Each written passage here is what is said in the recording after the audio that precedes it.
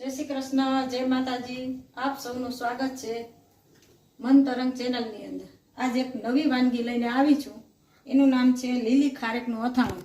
ચાલો સૌ પહેલા ખારેક લઈ આવી અને પાણીની અંદર રાખી દીધી 1 કલાક, કારણ કે ધૂળ, માટી, દવા બધું હોય એટલે એને સાફ કરવી જરૂર છે। આ બીજી વાર ધોઈ છે, એકવાર તો ધોઈ લીધી છે।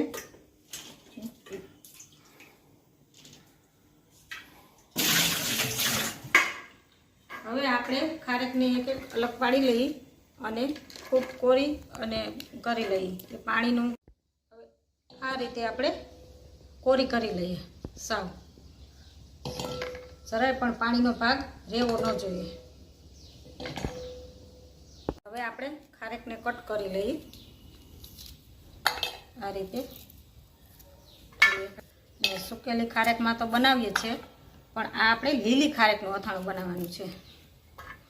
અને આ 15 દી અઠવાડિયું તમે ખાઈ શકો અને તાજે તાજું ખવાય, બીજે દિવસે તમે આરામથી ખાઈ શકો। મસાલા સેટ થઈ જાય તો તમે ખાઈ શકો। જો આપણે આ રીતે લાંબી લાંબી ચીર કરી લેવાની છે। અને જો તમને મારી વાનગી ગમતી હોય તો આપણી મન તરંગ ચેનલને લાઈક કરજો, શેર કરજો, કોમેન્ટ કરજો અને સબસ્ક્રાઈબ ખાસ નવા હોય તો સબસ્ક્રાઈબ કરજો। હવે આપણે આમાં લીંબુ નીચવી લઈએ આ રીતે। 1.5 લીંબુ, નાનું છે ને એટલે 1.5 લીંબુ જોશે, નકર તો આપણે 1 જ લીંબુ જોઈએ, મોટું હોય તો થોડુંક ખટ મીઠું થાય,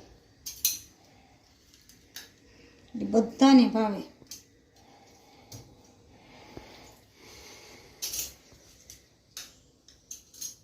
આ રીતે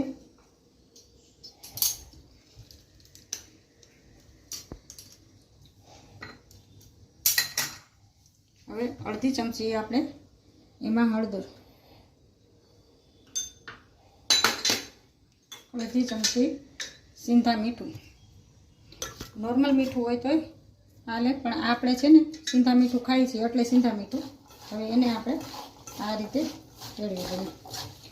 આ રીતે આપણે હાથથી એટલા માટે કર્યું છે કે હાથને આપણી ગરમી લાગે એટલે પાણી અને લીંબુ અંદર સરખું ભળી જાય।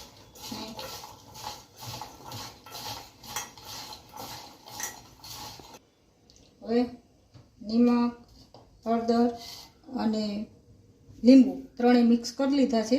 હવે આપણે એને ઢાંકીને થોડી વાર મૂકી દઈએ એટલે બધું અંદર ચડી જાય।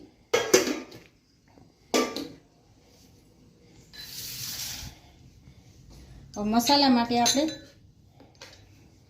આ છે ધાણાના કુરિયા, આ છે મરચી, લાલ મરચું, આ વરિયાળી, આ મેથીના કુરિયા, આ રાઈના કુરિયા। કદાચ આ 2 કુરિયા ન હોય આપણા ઘરમાં તો આપણે મેથી પણ લઈ શકીએ અને રાઈના કુરિયાની જગ્યાએ આપણે રાઈ પણ લઈ શકીએ।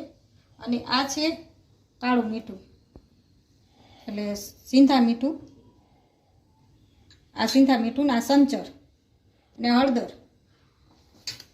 અને આ છે આપણે મસાલો અથાણાનો, હોય તોય ભલે અને ના હોય તોય ભલે, 2 વગર ચાલે। અને આ છે 2 ચમચી ધાણા અને 2 ચમચી જીરું। એ બધા આગળ આપણે શું કરીએ જોઈએ। હવે આપણે જોઈએ પાણી મિક્સ થઈ ગયું છે, મીઠું ને હળદર ને ચડી ગયા છે। હવે આને આપણે સૂકવી દઈએ પંખાની।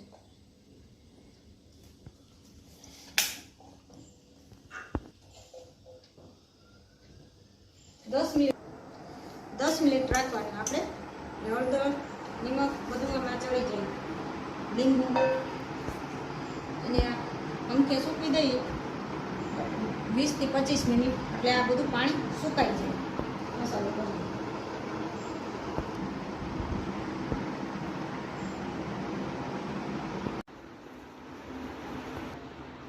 હવે આપણે સૌથી પહેલા ગેસ ચાલુ કરીએ અને કઢાઈ મૂકીએ। બધા મસાલા આપણે એમાં શેકી લઈએ। સૌથી પહેલા ધાણા, પછી જીરું, 8 થી 10 કારા મરી છે, તીખા શેક્યો છે.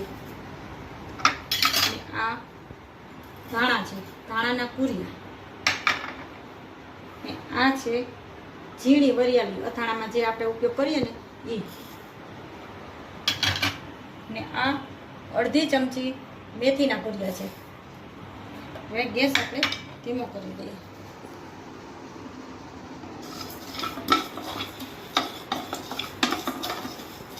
મેથીના કુરિયા મોટા હોય એટલે આની જારે આપણે શેકવામાં મૂકી દીધા છે.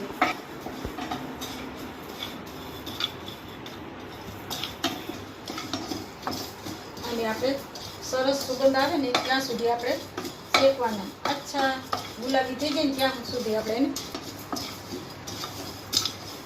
એને. હવે આપણે ધાણા આ બધું શેકાઈ ગયું છે. આપણે એમાં રાઈના કુરિયા કરી દઈએ અને ગેસ કરી દઈએ બંધ. ધાણા, મરી, વરિયાળી, મેથીના કુરિયા, રાઈના કુરિયા અને બધું જીરું, કાળા મરી બધું આપણે શેકી લઈએ. શેકાઈ ગયા છે. હવે આપણે ઉતારી લઈએ અને ઠંડા તાવા મૂકી દઈએ. થોડી વાર આને આપણે ઠંડા થવા દઈએ. ઠંડા ખારેક આપણી થોડી સુકાઈ ગઈ છે. જો આપણે ખાવું હોય ને અને મહિનો 1.5 મહિનો કે રાખવી ન હોય તો આપણે જરાક સુકાવા દેવાની. 10 મિનિટ સૂકવો તોય ચાલે. જો આપણે વધારે રાખીએ તો 15-20 મિનિટ સાવ સૂકી થઈ જાય ને પાણી ત્યાં સુધી રાખવાની. આ તો આપણે તાજું જ ખાવું છે એટલે થોડી સૂકવી છે.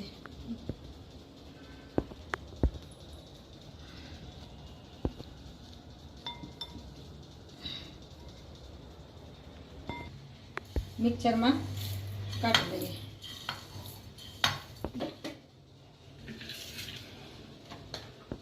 હવે આપણે આને પાવડર કરી લઈએ, પણ દરદરો પાવડર કરવાનો, સાવ પાવડર નહીં, ઝીણો થોડો રીએ ને કણી એ રીતે કરવાનો છે.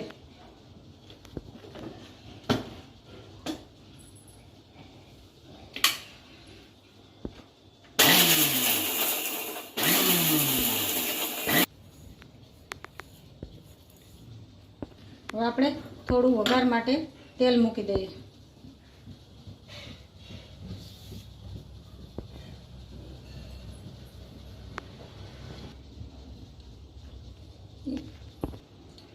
હવે આમાં આપણે 2 ચમચી મસાલો કાઢી દઈએ. અગાઉ આપણે મીઠું હળદર એમાં આપણે નાખ્યા છે એટલે મસાલા પૂરતું જ આપણે એમાં નાખશું. અને સંચર સરખી માત્રામાં નાખશું, 1/2 ચમચી. અને હળદર પણ 1 ચપટી. ને મરચું લાલ એ 1 ચમચી, કારણ કે તીખું ગળું અથાણું તીખું. 1 ચમચી આપણે અથાણાનો મસાલો નાખી દઈએ. આપણું તેલ થઈ ગયું છે અને અથાણામાં આપણે મસાલામાં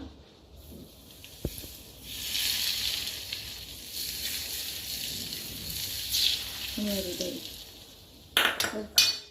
જલ્દીથી આપણે એને હલાવી લઈએ. આ રીતે અમારું ખારેકનું અથાણું તૈયાર થઈ ગયું છે. અવાનવા વિડીયો જોવા માટે બન્યા રહેજો. અમારી ચેનલમાં નવી વાનગી લઈને આવશું.